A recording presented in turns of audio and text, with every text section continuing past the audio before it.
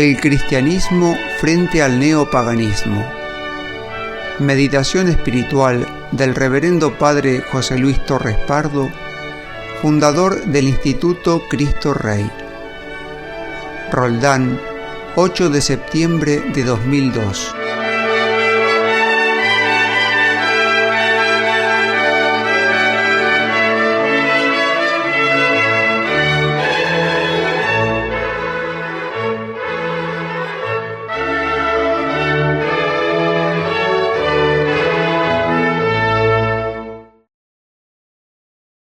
Hoy vamos a hacer, amados hermanos,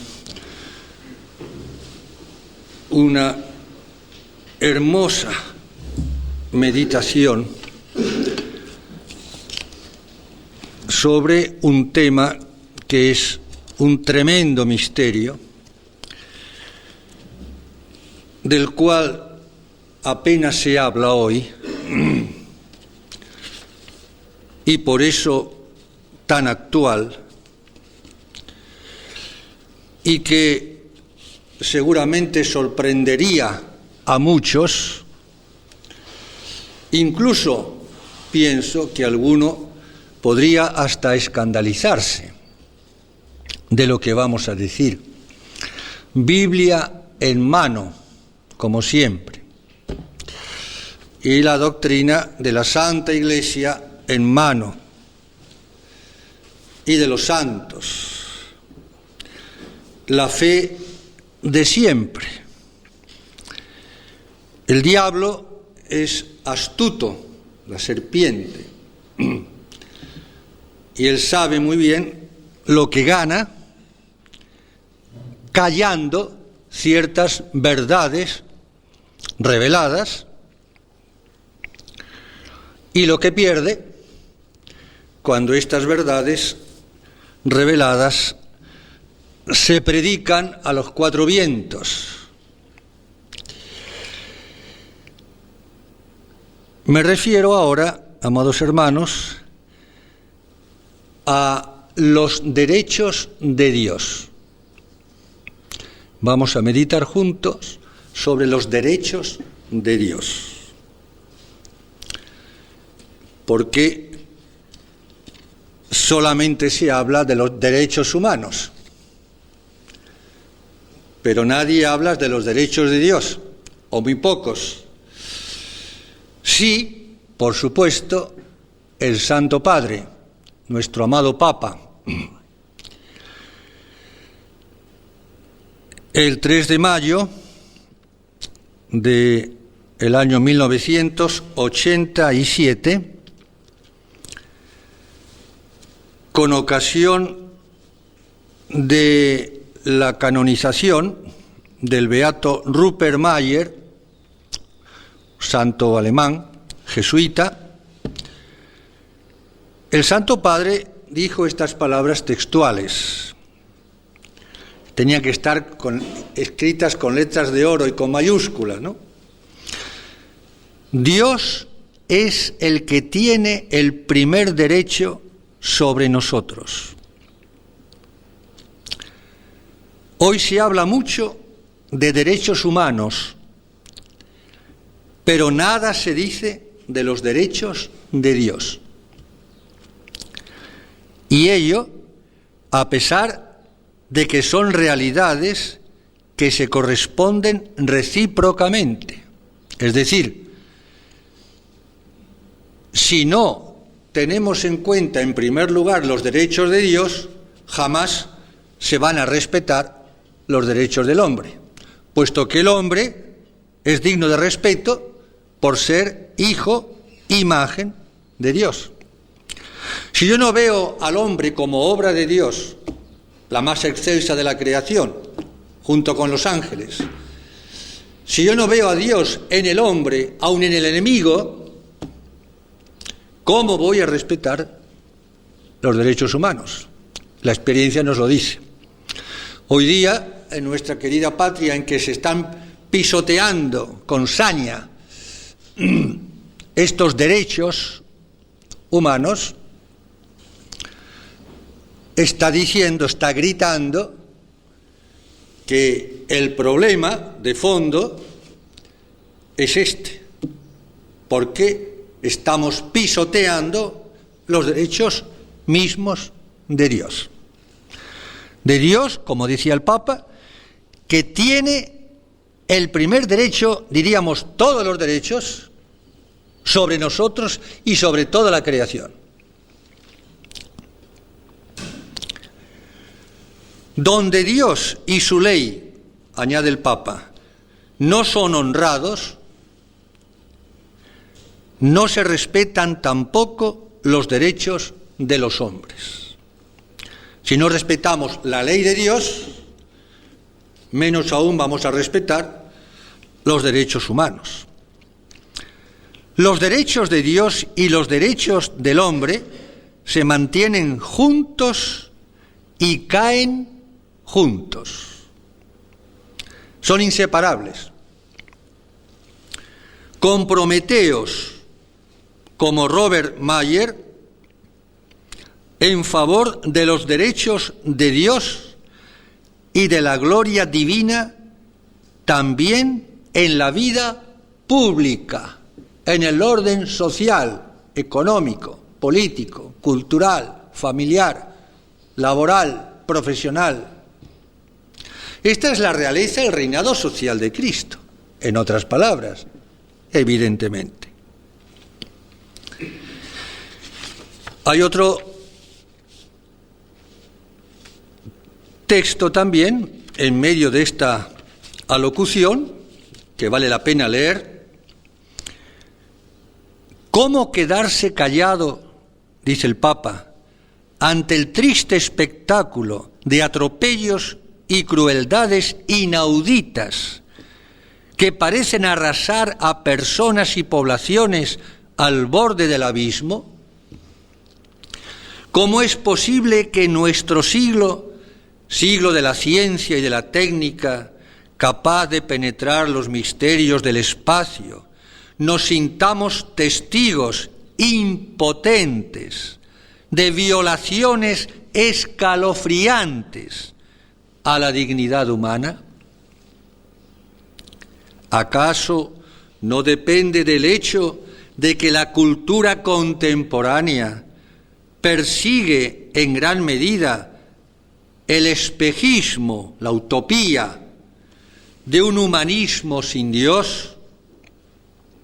¿O se enorgullece de afirmar los derechos del hombre, olvidándose, o peor aún, pisoteando a veces los derechos de Dios? Es hora de volver a Dios. Los hechos han demostrado la ceguera de todas las ideologías que han pretendido poner al hombre como alternativa a Dios, la criatura a su Creador,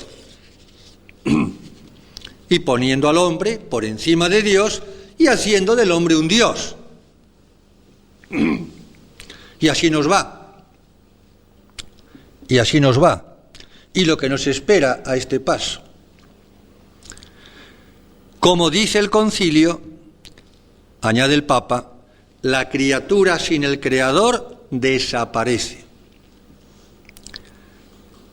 Ciertamente es justo y necesario afirmar y defender los derechos del hombre, pero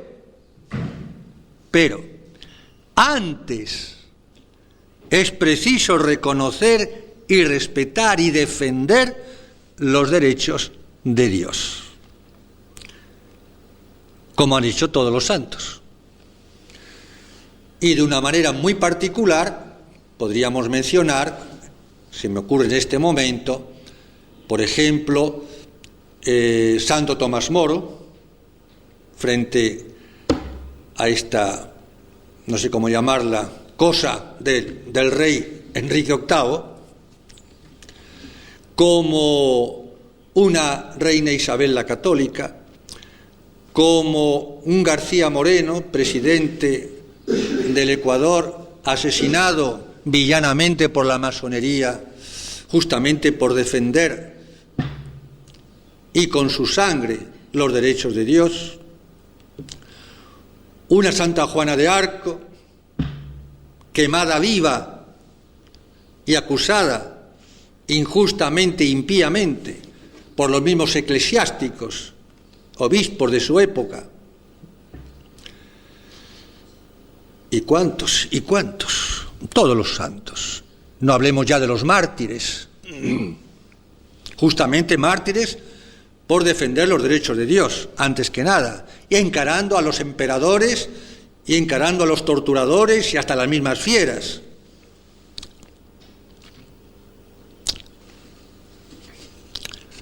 Descuidando los derechos de Dios, se corre el riesgo, ante todo, de anular, eliminar los derechos del hombre. Es necesario volver a Dios, reconocer y respetar, vuelve a insistir el Papa, los derechos de Dios.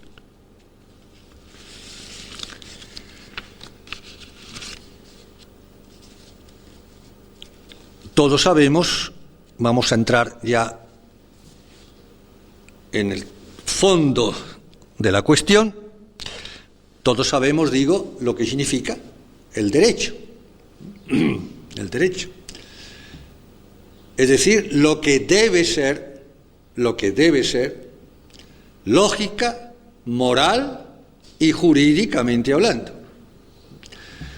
El derecho que es como una propiedad de la misma dignidad de la persona, como persona, como imagen y como hijo de Dios.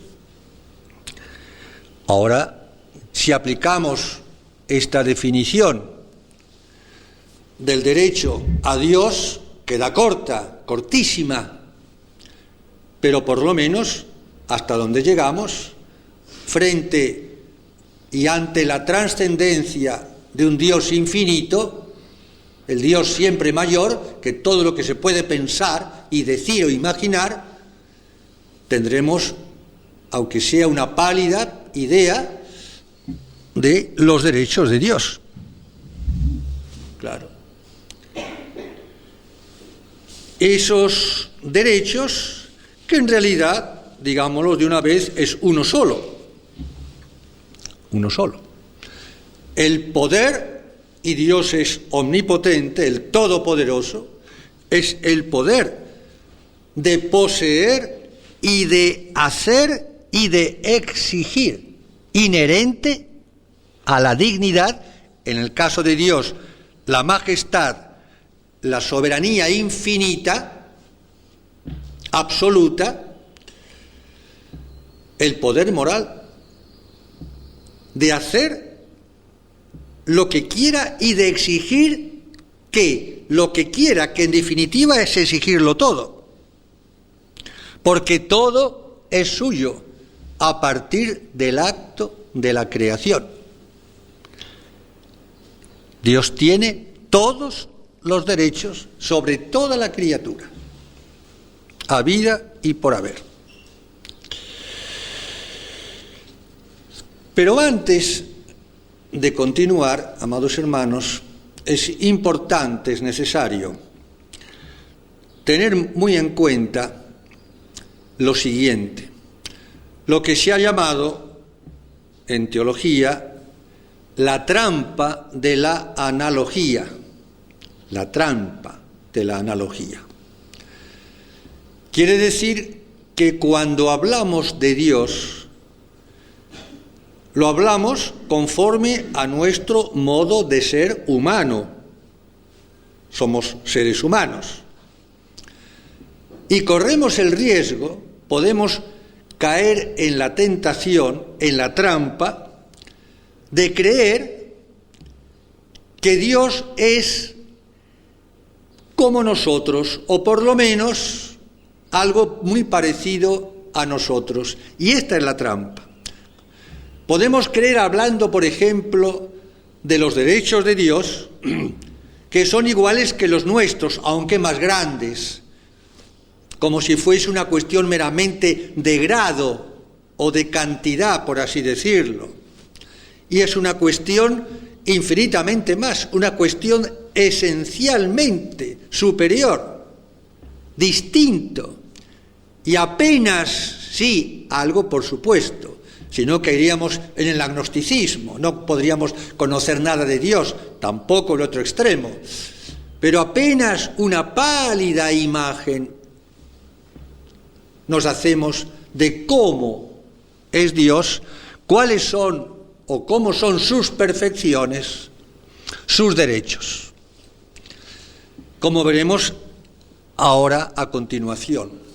Cuando manejemos estos conceptos que son realidades y misterios en Dios, desde luego, como el concepto de justicia, como el concepto del juicio, como la ira o la venganza de Dios, como el concepto de castigo en Dios, que son verdades reveladas que están llenando las páginas de la Sagrada Escritura. Y que, como os decía al principio, para el que no tiene mucha fe, y toda fe es poca en este tema, en este punto, en este misterio, nuestra razón parece como que se revela, o que se ofusca, o que critica, o que murmura, o que se horroriza, o que se escandaliza. No caigamos, pues, en esta trampa de la analogía. Analogía quiere decir, o análogo, parecido, lo que es esencialmente distinto. Ya lo decía el filósofo Aristóteles, esencialmente distinto y semejantemente, parecidamente, más o menos semejante, pero esencialmente distinto. Dios es el otro, con mayúsculas. Es infinito, es trascendente. Entonces, las palabras que para nosotros suenan de una manera, digamos, desagradable y hasta, repito, escandalosa, ahora está de moda decir que Dios no castiga. ¿Quién ha dicho que Dios no castiga? ¿O es que no han leído la Biblia? ¿O no leen los documentos del magisterio? ¿O no leemos la vida de los santos? No hablemos ya del infierno, porque eso ya es... ¿Quién se atreve hoy a hablar del infierno? ¿Quién se atreve? Y cuando digo se atreve no me refiero entre los paganos, sino entre los mismos cristianos, incluso a veces entre nosotros los mismos clérigos. Y a fuerza de no hablar, y a fuerza de disimular, y a fuerza de callar, por miedo, por respeto humano, entonces nuestra fe se va desgastando, se va deteriorando. Y el pueblo cristiano, a fuerza de no escuchar estas grandes verdades, termina por dudar de si son verdad todavía, si tienen vigencia, porque nadie habla. ¿No será que ya ahora ya habrá cambiado la doctrina? ¿Quién ha dicho que ha cambiado la doctrina? ¿Ven? Cuidado, pues, con la trampa de esta analogía. Hoy día se ha perdido, y de qué manera, el sentido de Dios. Empecemos por aquí. El sentido de Dios. El Santo Padre lo ha dicho tantas veces. Yo resumo, por falta de tiempo. Y al perderse el sentido de Dios, automáticamente se pierde, lo hemos dicho, el sentido mismo del hombre. Si yo no sé quién es Dios y cómo es Dios, ¿cómo voy a saber qué es el hombre, que es imagen de Dios, semejante a Dios, creado por Dios? Y al perder el sentido del hombre, vamos sacando las consecuencias, vamos tirando del hilo, se pierde el sentido del pecado. que es lo que pasa hoy día, ni más ni menos. El sentido del pecado. Por eso la gente cada vez se confiesa menos. ¿De qué se va a confesar? Si todo el mundo es bueno, nadie ha hecho nada malo. El Santo Padre, en la encíclica sobre la penitencia, Reconciliatio et Penitentia, lo dice y se queja, y con mucha razón, y señala con el dedo cómo en esta cultura, por llamarla así, entre comillas, ¿no?, cultura que es la cultura del vacío y de la muerte, la cultura prácticamente atea, en donde están en auge las ciencias, sobre todo la psicología o antropología, la sociología. Todo esto contribuye, porque no están fundadas en la verdad cristiana, contribuyen, y el Papa tenía razón, por supuesto, a que cada vez se vaya desdibujando hasta prácticamente desaparecer el sentido del pecado.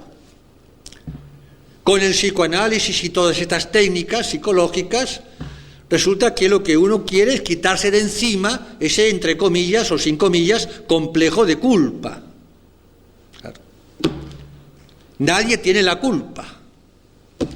O bien, la sociología moderna nos dirá que son ellos los que tienen la culpa, o en final son todos, es el ambiente, son los tiempos.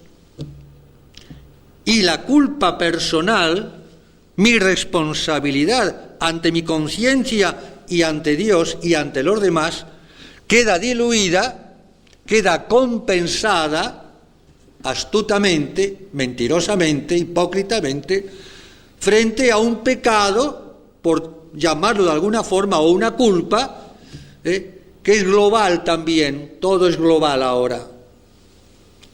Son los tiempos, y uno se excusa de su propio pecado pensando, diciendo o escuchando, y hoy todo el mundo hace igual, hoy todo el mundo lo hace, por consiguiente debe ser bueno, ya no es malo porque todos lo hacen. ¿Entienden? ¿Quién mató a Fuenteovejuna? El pueblo respondió, todos a una. No fue nadie. No fue nadie. ¿Quién ha robado toda la plata del país? No se sabe. Todos a una. Nadie es culpable. Pero la plata ha desaparecido. Esto es gravísimo. El haber perdido este sentido del pecado. Pío XII ya hizo famosa esta frase: el mayor pecado del mundo moderno es que el hombre ha llegado a perder el sentido, la conciencia misma del pecado. Y es cierto, lamentablemente es cierto. Y entonces, sigamos tirando del hilo, al perder el sentido del pecado, ¿qué sentido, podemos preguntarnos, tiene la redención? La muerte de Cristo en cruz y la resurrección. ¿Qué sentido tiene hablar de salvación? Si todos somos buenos, si nadie ha hecho nada malo, ¿quién tiene necesidad, conciencia de necesidad de un Salvador, de salvarse? ¿Qué sentido tiene Cristo crucificado?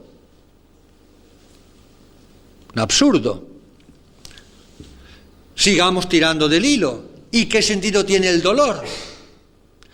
Todo el mundo habla del dolor, no es para menos, sobre todo hoy, de todo tipo, físico, moral, social,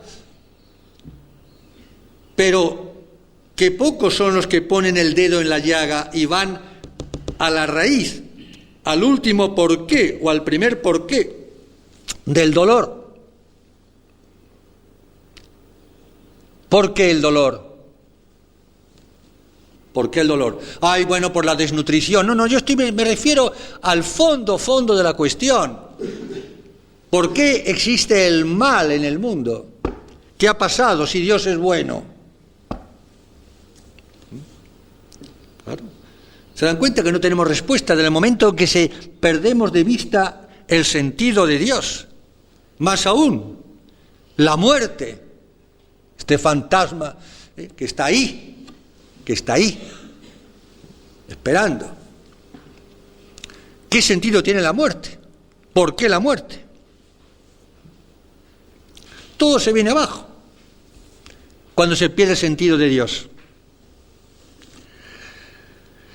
¿Qué sentido tiene hablar de justicia si no hay justicia?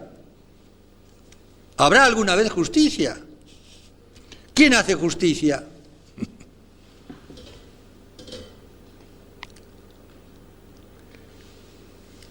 ¿Qué querrá decir en la Sagrada Escritura? La cólera de Dios. La cólera de Dios. Palabra, la cólera, la ira, el furor, el enojo. ¿Qué sentido tiene castigo? Que Dios castiga, ¿y de qué manera? ¿Y de qué manera? ¿Cómo hablar de la intransigencia misma de Dios, que exige el pago de una deuda? Y aquí no estamos hablando ahora de esta deuda maldita, la deuda esta. Hay una deuda con Dios. Todo pecado, aun perdonado por su misericordia, deja un saldo, deja una deuda. Y una deuda que hay que pagar. Y una deuda que nadie podía pagar. Ningún hombre ni todos los santos y ángeles juntos. Era impagable. La deuda contraída por el pecado de Adán y Eva en el paraíso, que no solamente fueron un pecado meramente personal como los míos, sino un pecado original, origen de todos los males y miserias del mundo. Estamos envueltos en el misterio. Claro, de ahí la necesidad de afinar nuestra fe para tratar un poco de entender algo mejor. Es tremendo. Al no tener, amados hermanos, conciencia del pecado, de la malicia intrínseca, incluso del pecado más venial o más pequeño que podamos imaginar, aunque jurídicamente hablando lo sabemos por el catecismo, no perdamos la gracia santificante, no obstante, ese pecado venial encierra una malicia por parte del hombre, una gravedad infinita. ¿Cómo infinita? Porque es una ofensa a un Dios infinito. Y este es el problema, el misterio, de que no tenemos y nunca tendremos en esta vida una idea exacta, es imposible, de la majestad de Dios, de la, digamos la palabra, dignidad de Dios, de la santidad de Dios. Esta es la clave de la cuestión. En la medida en que Dios nos dé una luz, y tenemos que pedirla siempre, de su santidad, 3 veces santo, santo, santo, santo, entonces empezaremos tal vez a vislumbrar, a darnos cierta cuenta, se nos abrirán un poco al menos los ojos para comprender la reacción de Dios frente al hombre, la criatura, que le ofende y que se atreve a levantarle la mano mínimamente y poner la mano en el rostro del 3 veces santo. Eso provoca una reacción de Dios que es la causa de todos los males y miserias que estamos padeciendo, y padeciendo justísimamente, porque lo tenemos bien merecidos.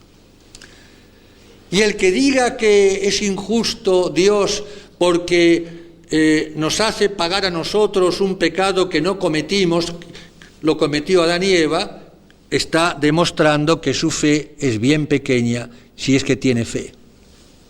Y que la idea de Dios que tiene es tan pobre, tan pobre, tan pobre, que da lástima. Y escucharlo. Es tremendo. el tocar, ofender el rostro de Dios infinitamente santo, es terrible, terrible. Por eso, Dios para nosotros, en sí no, por supuesto, pero para nosotros, pobres criaturas, Dios es como una super paradoja para nosotros, repito, porque nos cuesta enormemente atar los dos cabos de los opuestos aparentemente, para mí, por mi cortedad, porque en Dios todo es uno, ser simplicísimo. Como dirá muy bien Santo Tomás, la simplicidad de Dios es tan simple, nosotros como criaturas, seres compuestos, somos tan complicados, y más aún con el lastre del pecado original y los pecados personales, que nos cuesta enormemente entender a Dios mínimamente. Y por eso nos rasgamos las vestiduras como los hombres han rasgado las vestiduras a lo largo de toda la historia de la salvación, dentro y fuera de la Iglesia. Hasta los mismos apóstoles, antes de recibir la plenitud del Espíritu Santo el día de Pentecostés, constantemente discutiendo, altercando con el Señor, con Jesús. Y Jesús se lo reprochaba. Tanto tiempo que estoy con vosotros y todavía no me habéis conocido. Y a Pedro, apártate de mí, Satanás, tus pensamientos no son los pensamientos de Dios. No has entendido absolutamente nada. Los enojos de Dios, la ira de Dios, Cristo agarrando el látigo en el templo, maldiciendo a los escribas y fariseos hipócritas, todo el capítulo 23 de San Mateo, etcétera, etcétera, etcétera. El diluvio, pero es un estruendo.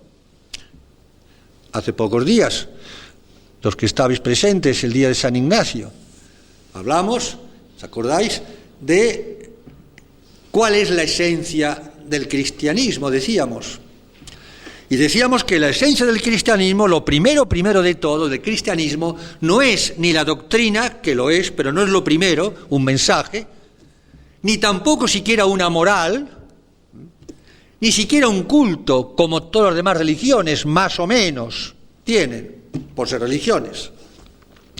Que lo primero de todo, era justamente este amor de Dios inédito, inesperado, impensado, inconcebible, un amor loco de Dios que irrumpe, que se revela, que toma la iniciativa, que se presenta, que se manifiesta, que avasalla, que exige y que termina en la locura de la cruz. Eso es lo típico del cristianismo.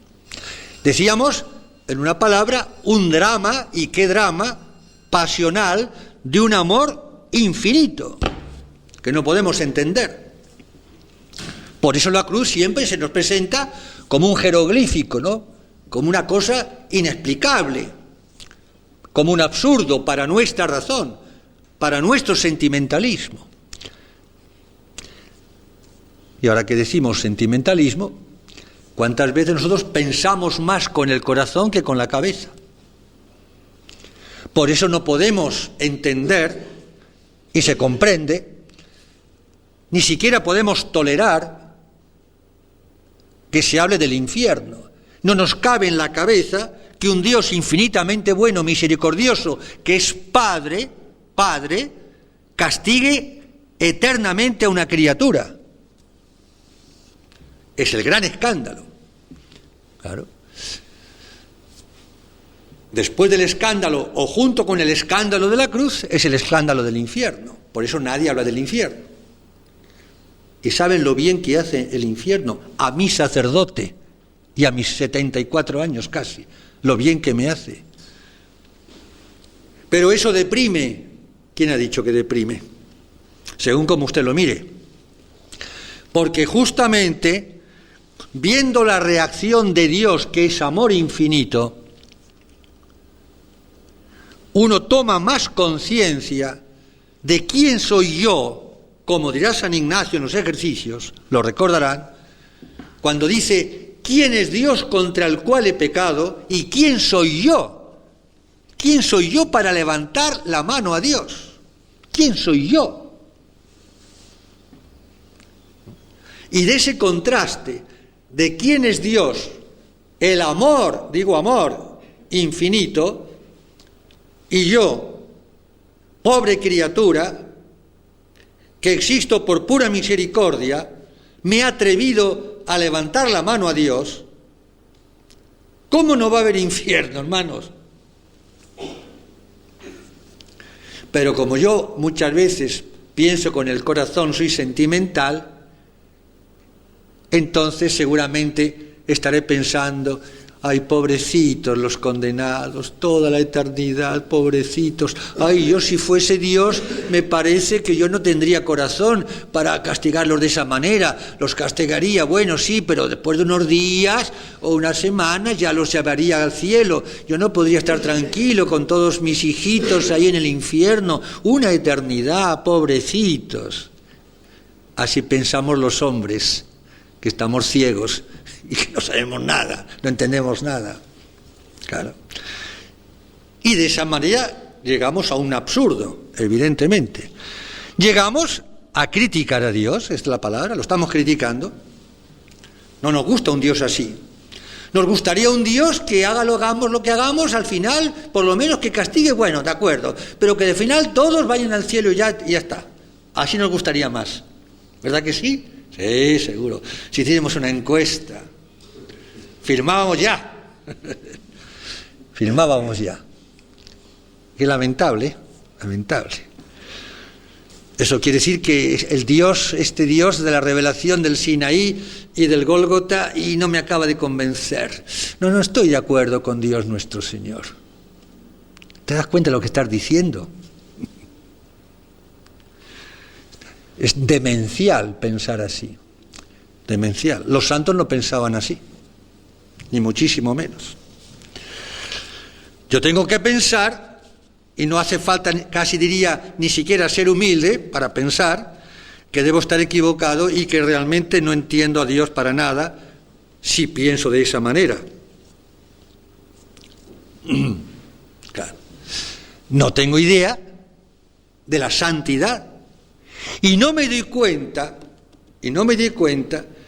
como dice el refrán, que por la boca muere el pez, que justamente porque Dios es infinitamente bueno, Padre, ofender a un Padre infinitamente bueno, sin arrepentirme, sin aceptar, rechazando el perdón que Dios ofrece a todo pecador. Porque la historia de la salvación es la parábola del hijo pródigo, es decir, del Padre misericordioso en acción. Es una parábola que se transforma, se traduce en historia, en realidad. No es un cuento, es una realidad. Rechazar, después de ofender a Dios, repito, a un Padre infinitamente bueno que me abre los brazos y me brinda el perdón y no me da la gana de pedir perdón y de reconocer lo que soy y lo que he hecho. ¿Cómo no va a haber infierno, hermanos? Si no, ese Dios que a mí me gustaría más sería un ídolo, es un ídolo.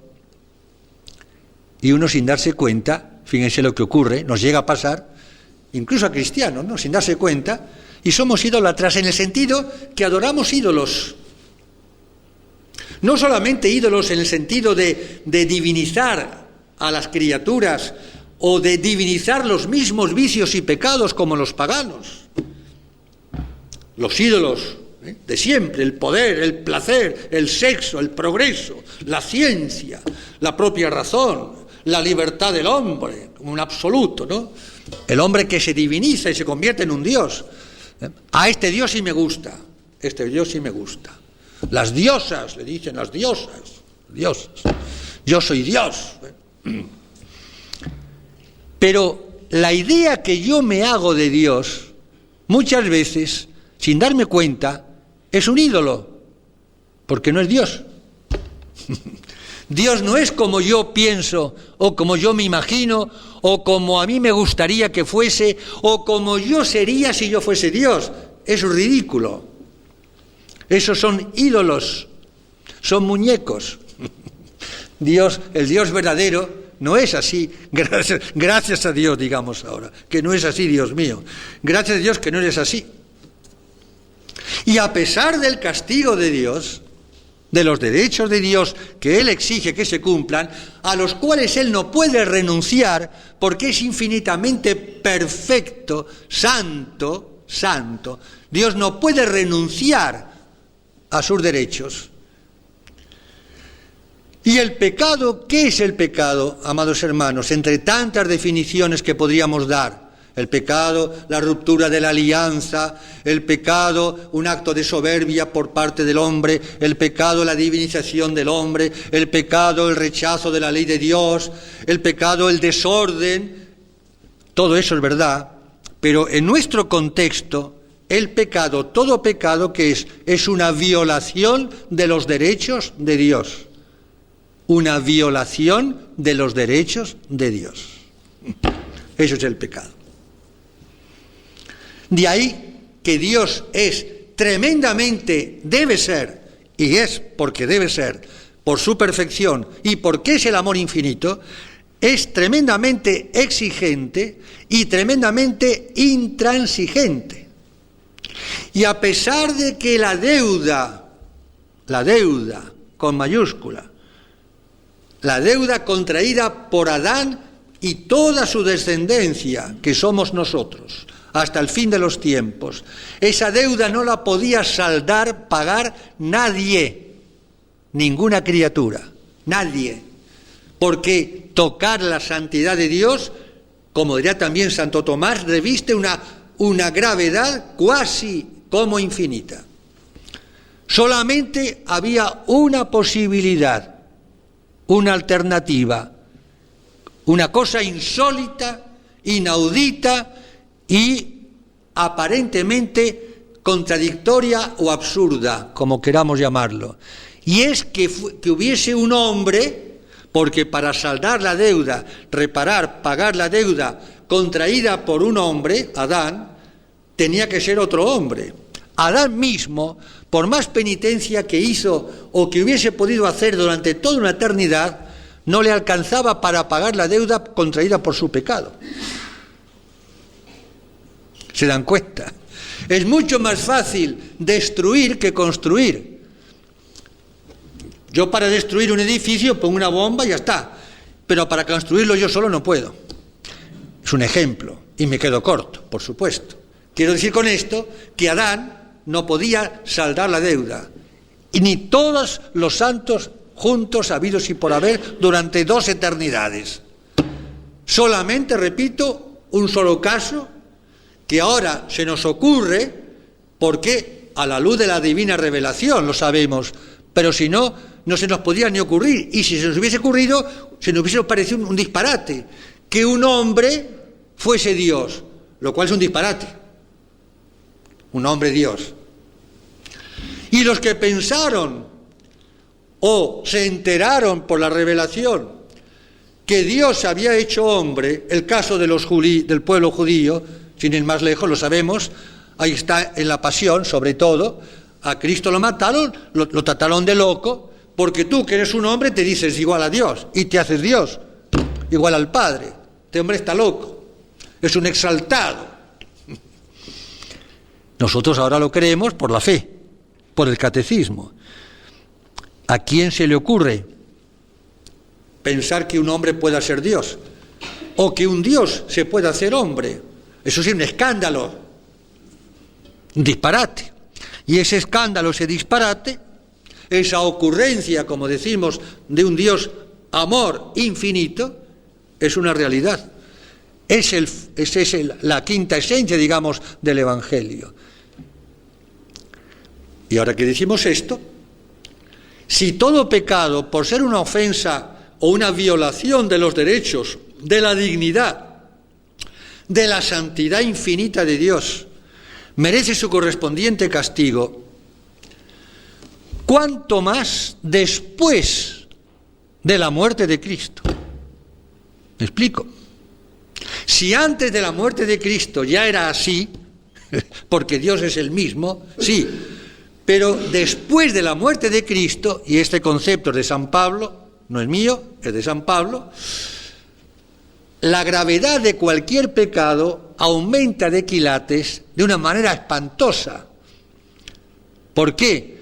Porque ofender a un amor que se hace hombre, más concretamente el Padre enviando al Hijo a impulso de su amor, que es el Espíritu Santo, en la encarnación y hasta la cruz, para salvarme del pecado, para pagar la deuda que todos hemos contraído en Adán, más nuestros propios pecados personales.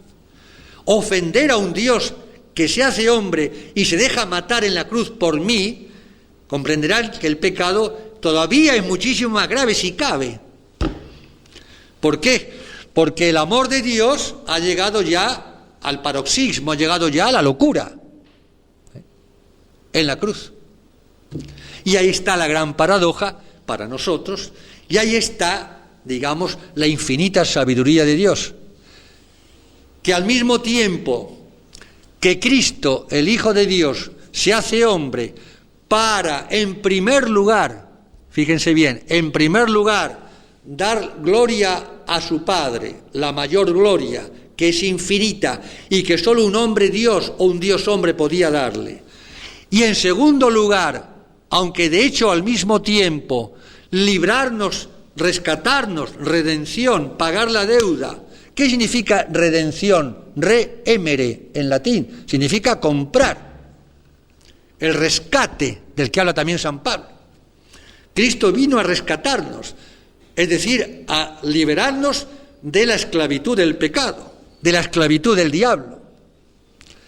Pero en la intención, observen esto, en el corazón de Cristo, lo primero de todos cuando se hace hombre y muere en la cruz, es dar la mayor gloria a su Padre, esa gloria que el género humano a partir de Adán no le dio al pecar.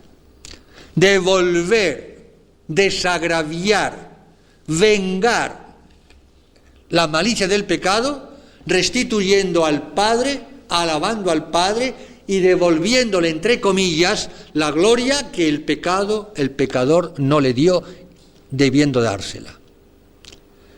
En definitiva, la redención, ¿en qué consiste? Es Dios glorificándose Él a sí mismo. Y esto a nuestros oídos democráticos, liberales y tontos, por no decir estúpidos, y pido perdón porque yo soy el primer estúpido, ¿verdad? Si pienso así, esto nos choca. Como que Dios busca su propia gloria, pero por supuesto. Et gloriam meam alteri non dabo. Yo no daré a otro mi gloria. No puede dar Dios a otro su gloria, porque para dar a Dios a otro su gloria, ese otro tenía que ser Dios, y dos dioses es un absurdo, es una contradicción. En nosotros está el pecado de la vanagloria. Claro, vana, porque no somos Dios. Pero en Dios no puede haber vanagloria, sino santa, santísima gloria. Por eso digo que Cristo lo que tenía él clavado en su corazón eran los derechos de su Padre. No tengo tiempo de leer porque es imposible. Por ejemplo, recuerden en el templo de Jerusalén, cuando purifica el templo a latigazos. ¿Qué decía? ¿Qué dice San Juan en el Evangelio como comentario? Los discípulos después se acordaron de aquella palabra de la Escritura: el celo de tu casa me consume. Cristo estaba consumido, ardiendo del celo por la gloria de su Padre, por restituir a Dios la gloria que el hombre no le dio al pecar. Claro. Fíjense que cuando comienza la pasión, capítulo 17 de San Juan, concretamente, Jesús dice estas palabras textuales: Padre, glorifica a tu Hijo, para que tu Hijo te glorifique a ti. Esta palabra, amados hermanos, es el resumen de todo el Evangelio y de toda la historia de la salvación y de nuestra propia historia. Por ende, Padre, glorifica a tu Hijo, glorifícame ahora en la cruz y en la resurrección, para que tu Hijo te glorifique. ¿Y cómo el Hijo lo glorifica al Padre? Muriendo por su gloria en la cruz y al mismo tiempo rescatándonos. Las dos cosas van juntas, sí, pero en la intención, Dios en primer lugar, siempre en primer lugar. Faltaba más. Fíjense que estamos siempre dentro de este gran, imponente, fantástico drama pasional que lleva a Cristo a la locura de la cruz. ¿Por qué? Cuando decimos drama pasional estamos pensando en el amor a los hombres, por supuesto, pero antes, el amor a su Padre. Las dos cosas van juntas, ya lo sé, no se pueden separar, de acuerdo, pero intencionalmente la pasión de amor de Cristo, hombre Dios, era para su Padre, necesariamente, si no sería un desorden. Si Cristo supuestamente hubiese pretendido poner en primer lugar nuestra salvación antes que la gloria a su Padre, hubiese sido un pecado horrible, impensable, absurdo, contradictorio. ¿Entienden? Pero Dios, que es un artista, tiene una sabiduría infinita, ha sabido matar dos pájaros de un tiro, como se dice, y a obtener el doble fin haciendo una sola cosa, muriendo en la cruz, dando al Padre toda la gloria que merece, que es infinita y que solo Él podía darle, pagando la deuda y al mismo tiempo salvándonos y dándonos una prueba de amor tremenda. En la cruz se dan la mano, se identifican, se confunden la misericordia de Dios y su justicia. Gracias a su misericordia somos salvados en justicia. Y no hay nada más justo que su misericordia. Pero atención, también al revés, no hay nada más misericordioso que su justicia. Y Santo Tomás, el gran doctor de doctores de la Iglesia, se atreve a decir, y tiene toda la razón del mundo, que Dios con los mismos condenados manifiesta su misericordia. Ojo, la justicia es evidente. Su misericordia, ¿cómo es posible? Porque no los castiga todo lo que ellos merecían ser castigados. ¿Qué les parece? ¿Qué les parece? No tenemos idea de quién es Dios. Y por eso Dios, en su misericordia, nos perdona tan fácilmente. ¿Por qué? Porque Él sabe que somos tan cortos, que le debemos dar pena y lástima y al final, por un poco de amor que le demos y que Él mendiga y nos salva. Bueno, pero las cosas son como son. Las cosas son como son. Dios tiene sus derechos. ¿Y cuáles son los títulos de estos derechos de Dios? Lo sabemos. Por ser creador, tiene todos los derechos. Si no me hubiese dado la existencia, no existiríamos. De modo que por el hecho de crearnos, ya tiene todos los derechos sobre mí. Todos, absolutamente todos. Por ser el creador. Por ser el redentor a través de la cruz. Ya lo hemos dicho. Más todavía, otro título. Por ser el rey, el soberano. Todo el mundo es suyo. Todopoderoso. Por ser el juez, por ser rey es juez, el juez de vivos y muertos.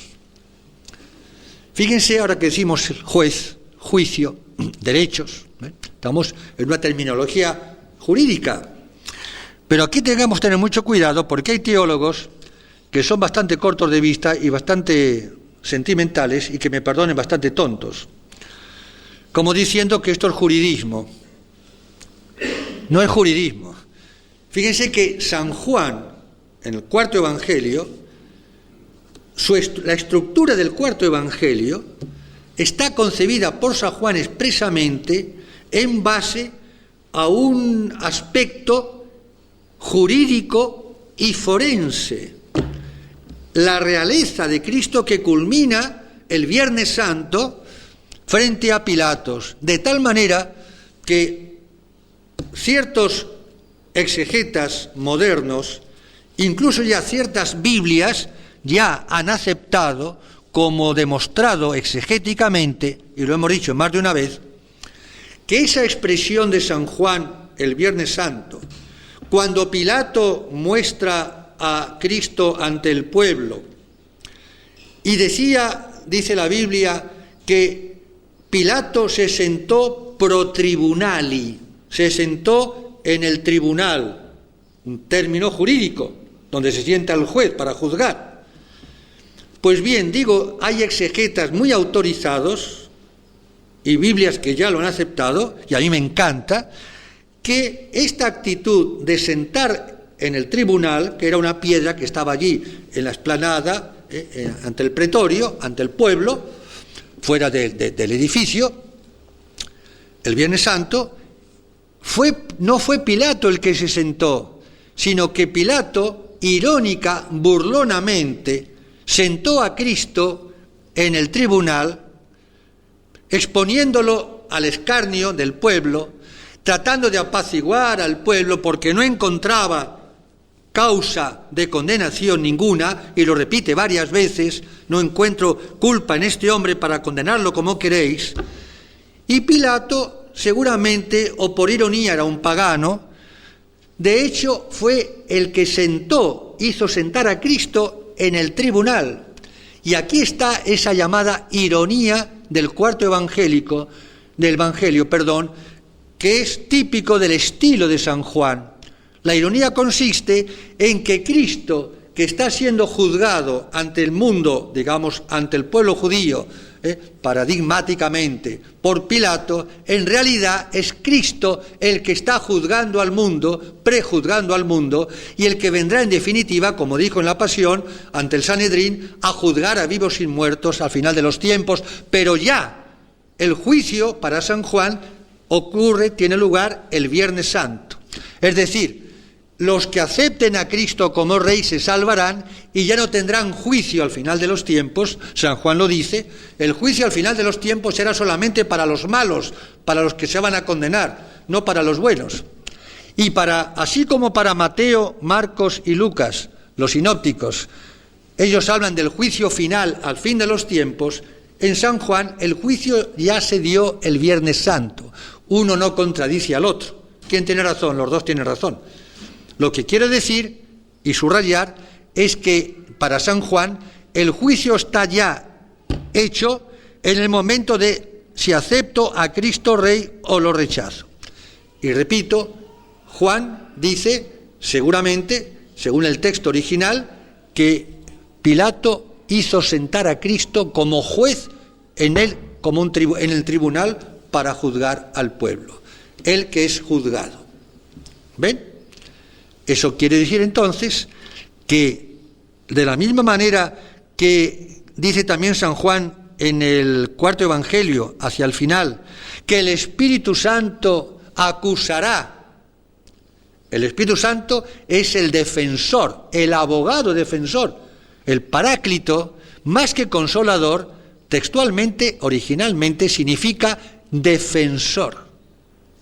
El abogado defensor, que el Cristo promete a su Iglesia después de la ascensión.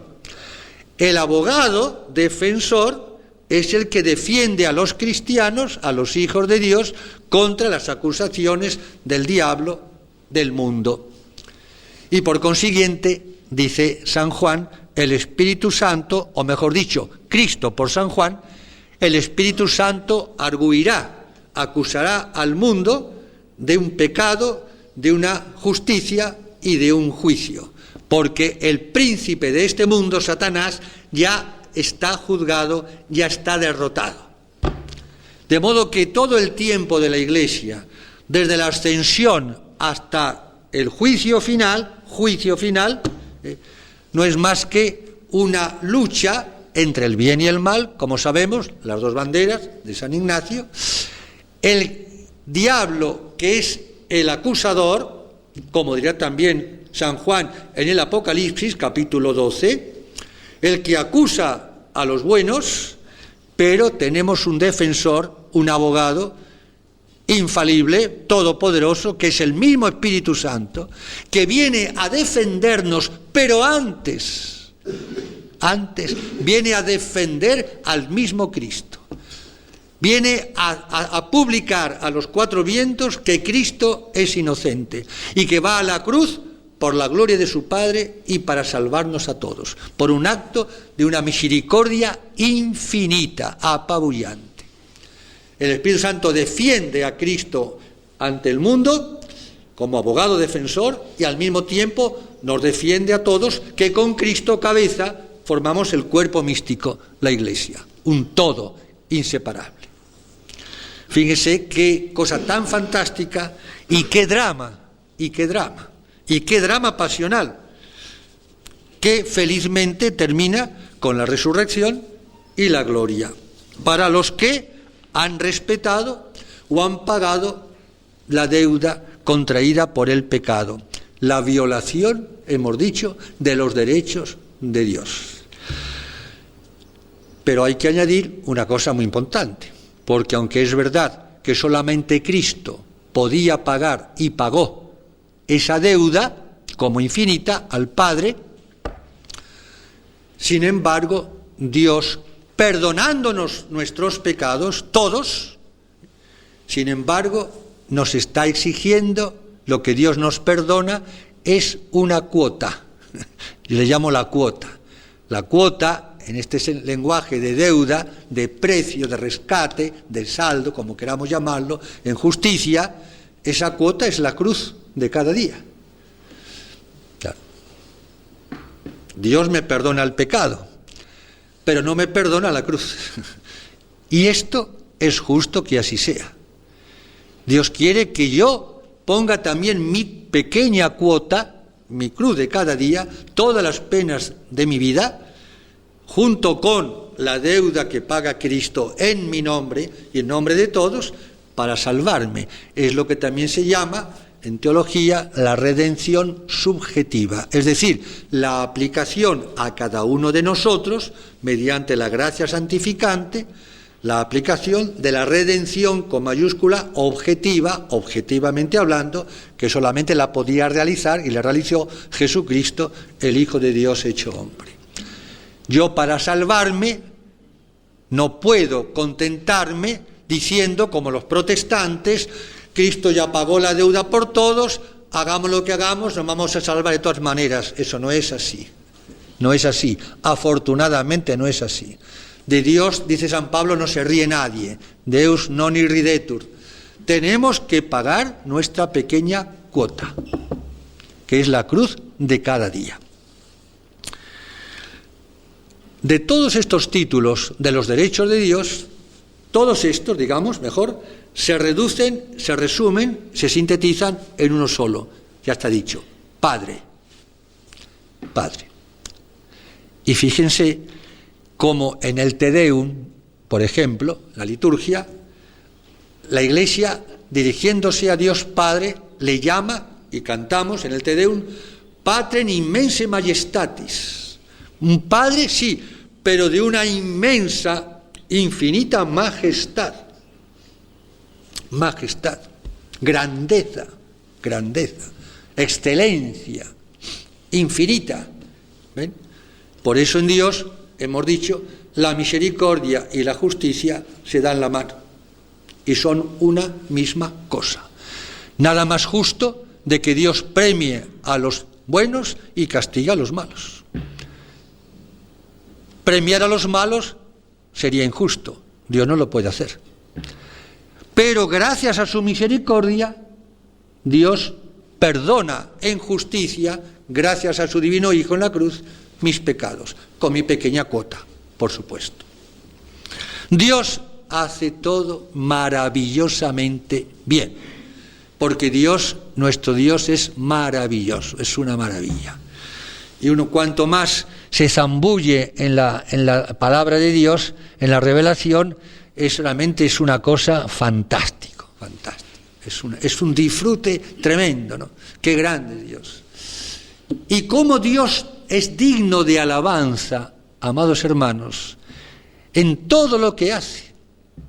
En todo lo que hace.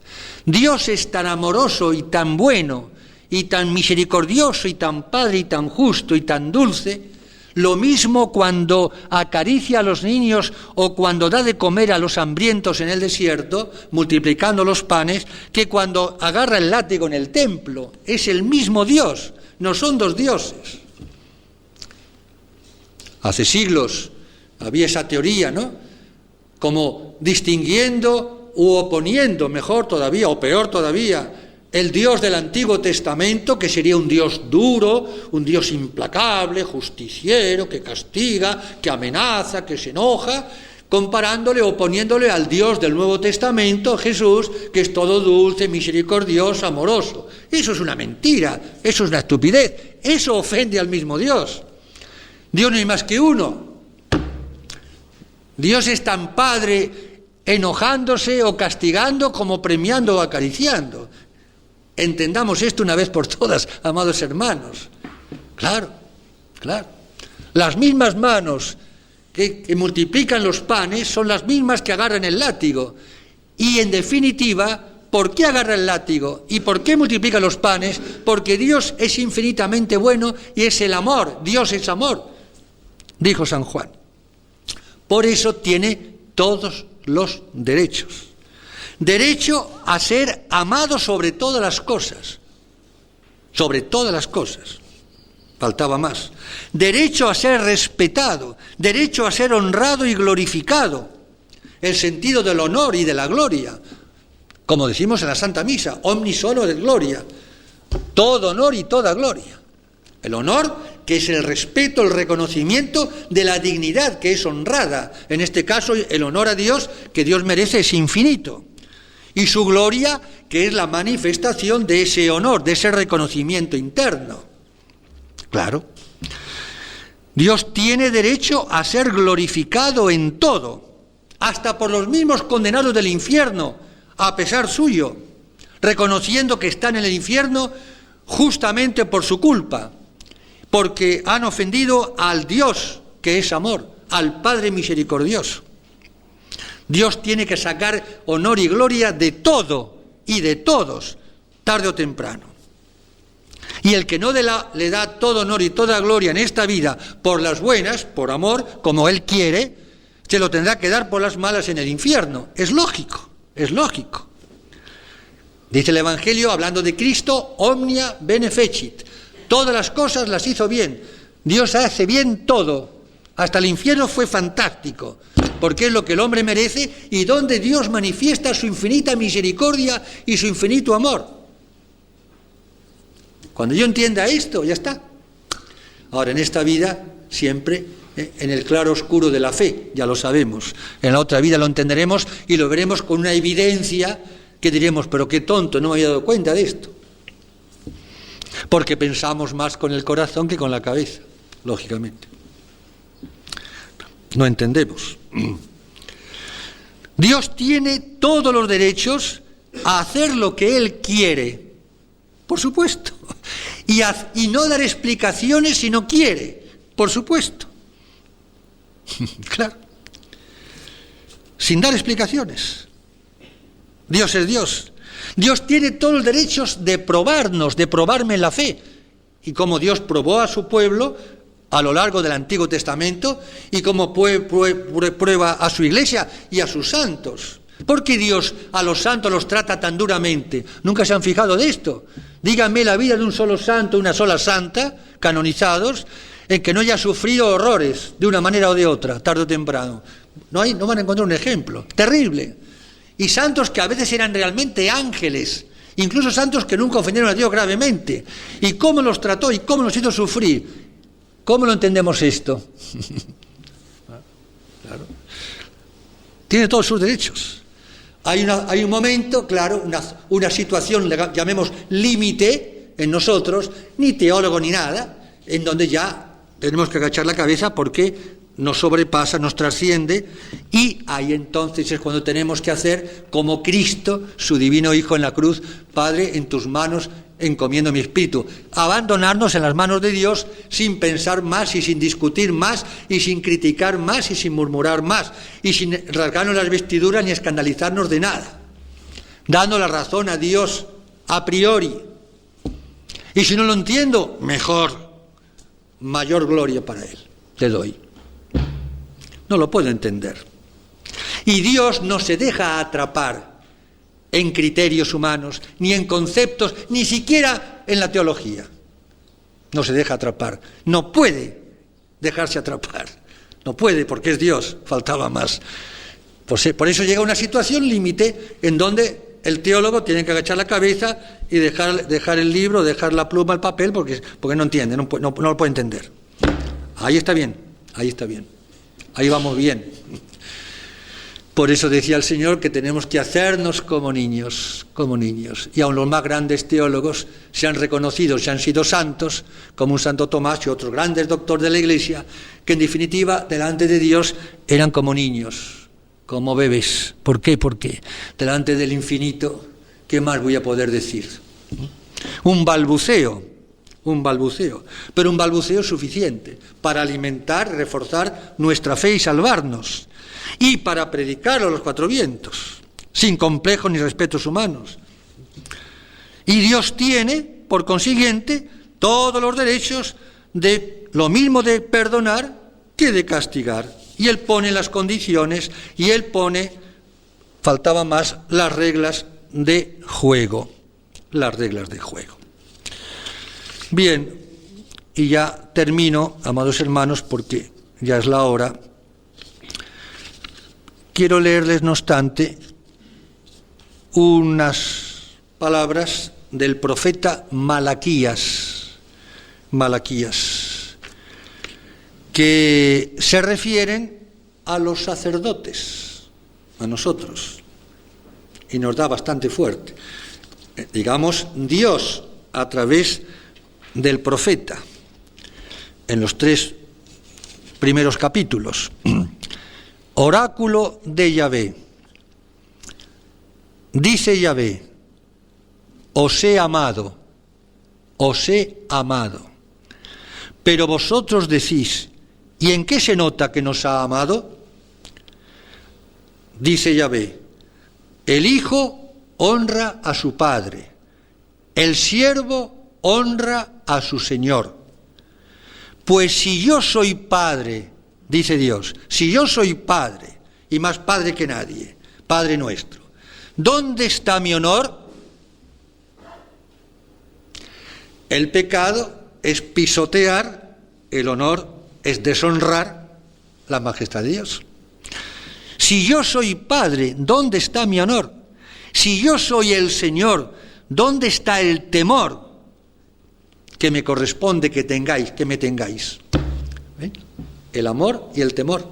Amor porque es Padre, el temor porque es el Señor, la majestad infinita, Padre de inmensa, de tremenda majestad. Las dos cosas. Porque Dios es Padre, confianza ciega, como un hijo en los brazos de su madre, pero al mismo tiempo porque Dios es el Señor, entonces un santo temor reverencial, no a, sino de Dios, de ofenderlo. Pues grande es mi nombre entre las naciones, dice Yahvé de los ejércitos.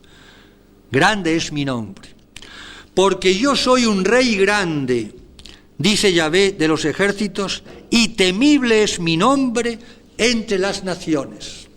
En esta sociedad democrática que nos toca vivir, en donde todos son iguales, aunque dicen que algunos son mucho más iguales que otros.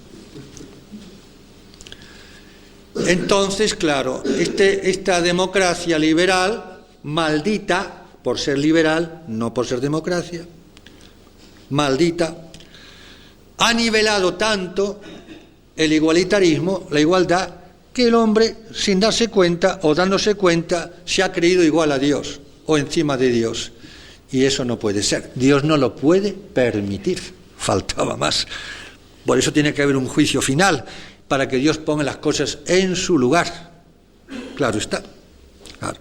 Todos iguales, momentito. Y por eso ahora ya no solamente se ha perdido el amor a Dios sobre todas las cosas, lamentablemente, sino ni siquiera el temor de Dios, ya, ni el temor de Dios, para nada, para nada.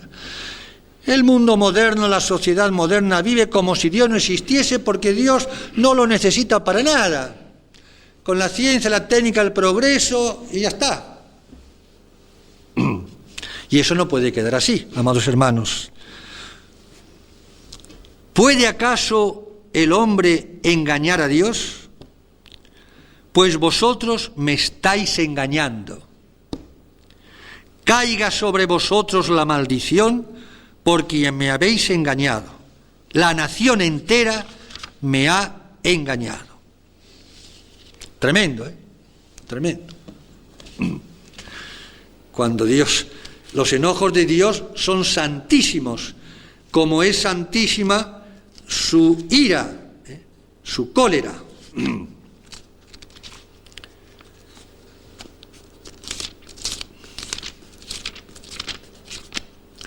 Termino ya enseguida, amados hermanos. Es una cosa tan importante esto para toda la vida, tan importante. Y ahora a vosotros, sacerdotes, esta orden: si no escucháis ni tomáis a pecho dar gloria a mi nombre, dice Yahvé, yo lanzaré sobre vosotros, los sacerdotes, la maldición, y maldeciré vuestra bendición. Y hasta la he maldecido ya, porque ninguno de vosotros toma nada en serio. He aquí que yo voy a romper vuestro brazo, os echaré estiércol a la cara, el estiércol de vuestras fiestas, de vuestras liturgias, de vuestras misas, y seréis aventados como el trigo al aire delante de mí. Sabréis así que yo os dirigí esta orden para que subsistiera mi alianza con Leví, dice Yahvé Sebaot. Qué palabras, ¿verdad? Maldito el tramposo que tiene un macho en su rebaño, pero que promete en voto y sacrifica al Señor una bestia defectuosa, lo que hizo Caín. Ofrecía a Dios los animales con defectos, no los mejores, como Abel, y Dios lo maldijo. ¿Y de qué manera?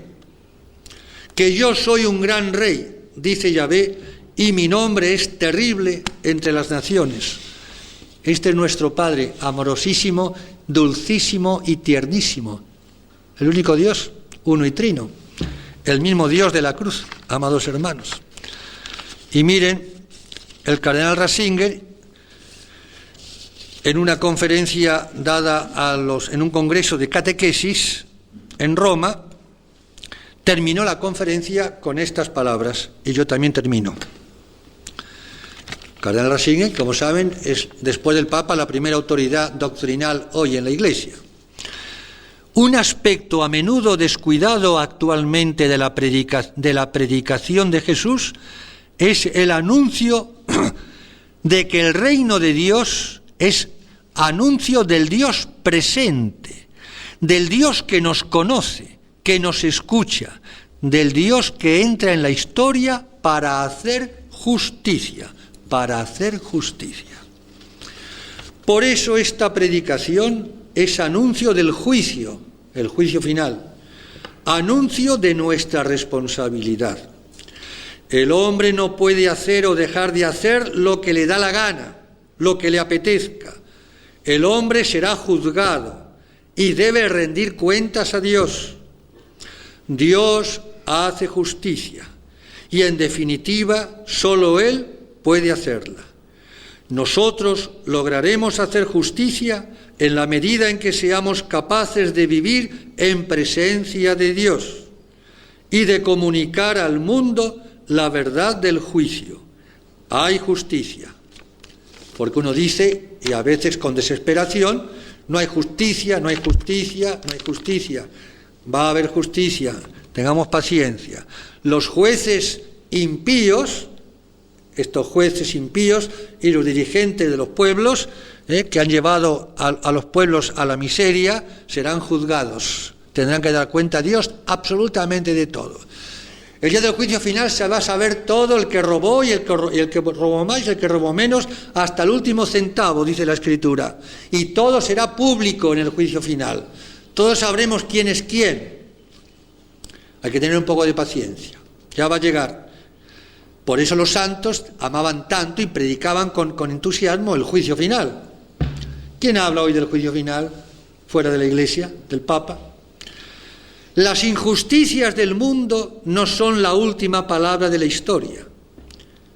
La bondad de Dios es infinita, sí, pero no la debemos reducir a un empalago sentimental, a un empalago sin una verdad. La justicia es la rectitud en el obrar conforme a la verdad. Y Cristo es la verdad y nada más que Él es la verdad. Y el que no está en Cristo está en la mentira y será juzgado de su mentira. Solo creyendo en el justo juicio de Dios, solo teniendo hambre y sed de justicia, una de las bienaventuranzas, abrimos nuestro corazón, nuestra vida a la misericordia divina. Porque en definitiva, amadísimos hermanos, Dios castiga porque está deseando perdonarnos. Y Dios hace justicia porque no puede soportar, entre comillas, tanta misericordia. Y por eso, en definitiva, los derechos de Dios son los derechos del amor infinito de Dios. Que así sea.